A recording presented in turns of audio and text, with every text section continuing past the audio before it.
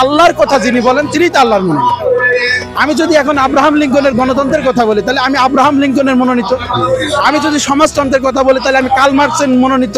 তো আমি যদি আল্লাহর কথা বলি তাহলে আমি আল্লাহর মনোনীত। তো সেই সূত্রে আল্লাহর কথা কে বলছেন? হিজবুত তাওহীদ আন্দোলনের মাননীয় ইমাম, যিনি প্রকৃত ইসলাম, প্রকৃত আল্লাহর কথা জনগণের মাঝে এই বিশ্ববাসীকে তুলে ধরছেন। এই হিজবুত তাওহীদ দিয়েই আল্লাহর দিন প্রতিষ্ঠিত হবে একদিন ইনশাআল্লাহ।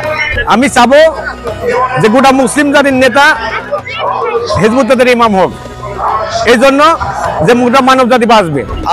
আমি আমার বিশ্বাস থেকে বলছি যে নিশ্চয়ই উনি আল্লাহ প্রদত্ত না হলে উনি এমন কিছু কথা বলেন যে কথাগুলো সাধারণ কোনো আলেমদের কাছে আমরা কখনোই শুনতে পাইনি, জানতে পাইনি। অবশ্যই সম্ভব, আমরা যদি সহযোগিতা করি অবশ্যই সে পারবে। উনি পারবে এই দেশকে ভালো পথে এবং ইসলামের পথে জয় করতে। কেউ যদি মন দিয়ে অনুধাবন করে ওনার কথাগুলো, অনেকে মেনেই নিবে যে উনি হচ্ছে আল্লাহ প্রদত্ত। মানব জাতির যদি কল্যাণ চাই, সে আল্লাহর পক্ষ থেকে কোনো মহামানবী এই কল্যাণ চাবে। আমার মতে আমি তাকে এটা মনে করি।